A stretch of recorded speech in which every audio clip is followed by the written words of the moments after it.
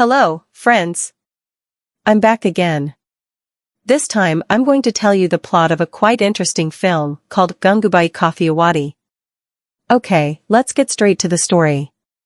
The film opens with a small commotion in a brothel, where a 14-year-old girl is crying because she is being dressed in a very erotic manner by a madam and assisted by another prostitute. The madam's name is Rashmi, and she locks the girl in a room, chaining her hands and feet. The girl continues to resist, which disturbs the other prostitutes present. They suggest that Rashmi call a madam named Gangu. Shortly afterward, Gangu arrives in a taxi. She is a well-known procurer in the world of sex workers. After getting out of the taxi, Gangu enters the room where the chained girl is. She then calms the girl down after providing her with some motivation. Before getting involved in the world of prostitution, Gangu was an innocent girl from Kathiawadi. Her desire to become a film star made her unable to refuse when her despicable boyfriend, Rashmi, came to her festival and persuaded her to run away to Mumbai. Gangu was promised an entry into the film industry. Unbeknownst to Gangu, she was actually being deceived by Rashmi. The two of them board a bus and head to Mumbai without her parents' knowledge. Upon arriving in Mumbai, Rashmi takes Gangu to a house and asks for permission to step out for a moment, leaving Gangu alone. Unbeknownst to Gangu, the despicable Rashmi had sold her to a fierce-looking pimp named Sheila. Under Sheila's control, Gangu is immediately thrown into a room and locked from the outside. After some time, a lustful man enters. Before engaging in any intimate activity, the man tortures Gangu mercilessly, to the point where Gangu is rushed to the hospital. At the hospital, Gangu receives unpleasant treatment from the nurses and doctors there. She also learns about the man who tortured her.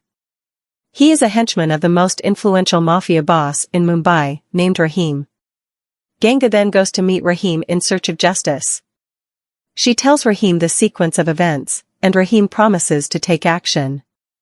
He orders one of his henchmen to stand guard at the brothel where Gangu works. The lustful man returns some time later, requesting Gangu. Though afraid, Gangu still meets him. But before doing so, Gangu asks her friends to inform Rahim's henchman stationed there to report to Rahim immediately. Gangu enters the room and meets the lustful man. Without wasting any time, the man pulls out his gun, and Gangu begins to endure inhumane treatment. Before long, Rahim arrives with dozens of his henchmen. Two of his men head directly to the room where Gangu and the lustful man are and break in. The man is then dragged to the street in front of Rahim. The horny man was then brutally beaten up. His head was smashed against a car until it bled. The torture process was witnessed by many people gathered there. Since then, the name Gangu started gaining recognition. Sheila, who was essentially Gangu's foster mother, didn't dare to intervene because she remembered that Rahim had taken Gangu as his brother. Perhaps due to the inner pressure caused by her own fear, Sheila fell ill. Sheila then died in her own bed. Sheila's death brought a breath of fresh air to the sex workers who worked in that place. They could finally breathe the free air and determine their own market prices. At the same time, Gangu's popularity began to rise. When a police officer named Sinda came to ask for his share of the goon's earnings, Gangu threatened him by mentioning Rahim's name. Hearing Rahim's name, Sinda immediately backed down, too afraid to do anything. Rahim indeed had tremendous influence in Mumbai. After Sheila's death, the sex workers agreed to appoint Gangu as their new leader. While embracing each other, Gangu realized that she had to step forward to fight for the rights of the sex workers who had not been given their rightful place in society. The Kamatipura prostitution complex had its own leader. Every few years, there would be a new leader election, similar to the process of electing a village head here.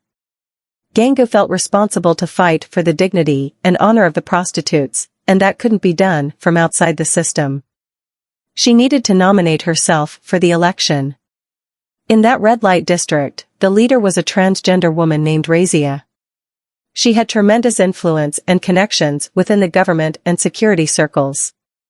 Although her opponent was an incumbent with significant influence among the sex workers, Gangu didn't lose her courage. She still stepped forward. Gangu needed to use every means possible to win the election. To facilitate her plan, she met Rahim and expressed her intention to run. Rahim assured Gangu that she would win the election. As a show of support, Rahim handed over the car keys to Gangu to make her activities easier later on. During the campaign, Razia had invited Gangu several times to visit her place. But Gangu wasn't interested. Gangu intentionally did that to make Razia agitated and emotional. The strategy worked. One time, when Gangu was eating at a Raywan Seaton restaurant, Razia showed up. The arrogant transgender woman threatened Gangu. Not satisfied with just that, Razia carried out propaganda actions on the streets in front of Gangu's house. But Gangu was not influenced at all. Cleverly, Gangu used the situation to gather new strength. Razia's attacks continue in an effort to bring down Gangu. One night, Razia bribes the police to conduct a raid on the brothel house under Gangu's care. With her composure, Gangu manages to turn the tables on the corrupt police leading the raid. At this point, Gangu has actually gained an advantage over Razia. The time for the election arrives. Gangu successfully wins the election, just as Rahim had predicted. She is then appointed as the new president of Kamathapura, replacing the crumbling Razia. Shortly after taking office, Gangu is confronted with a problem. A religious foundation managed school petitions for the closure of the red light district. The school claims that the presence of the prostitution area has had negative effects on its students. Gangu refuses to accept the petition and launches a counterattack. Instead of resorting to embarrassing tactics, Gangu goes to the school accompanied by a few daughters of the sex workers. The plan is to enroll these children in the educational institution. As expected, the school principal and one of the teachers in the room reject the children. Gangu and the school engage in a heated argument. Gangu remains steadfast in her stance, stating that if the school wants to close down the red light district, they must also accept these children. Gangu argues that if these children receive proper education, including higher education, they will not become sex workers. In the room, there is also a journalist from Urdu News who is interviewing the school representatives regarding their petition. The journalist listens to Gangu's arguments and is impressed by the intelligence of the mommy, referring to Gangu. The journalist approaches Gangu with the intention of interviewing her. He is intrigued by Gangu's statements at the school.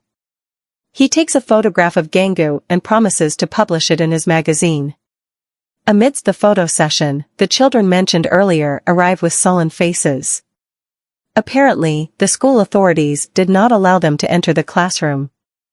Gangu immediately requests the journalist to take a picture of her with the children.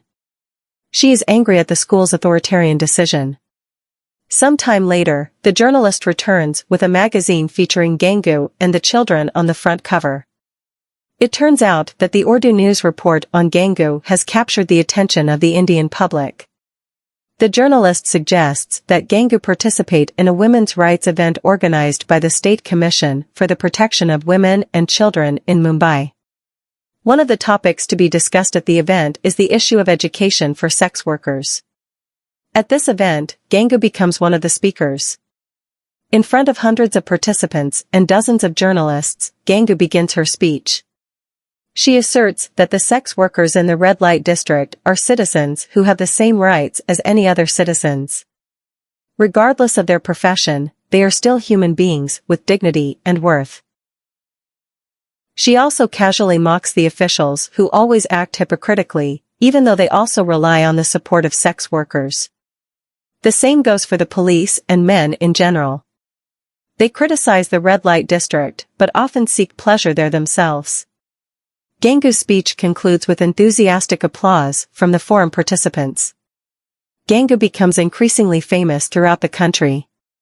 A politician visits her with the intention of seeking support for the upcoming elections.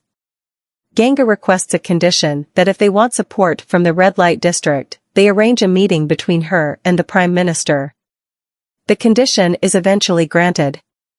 Gangu finally gets to meet the Prime Minister, albeit for only 5 minutes. Finally, the movie ends. Friends, this film seems to remind us to be fair in our perceptions. Sometimes, what we consider bad actually has its positive aspects. The same applies to those working in the world of prostitution. No woman willingly plunges herself into a degrading situation unless compelled by circumstances.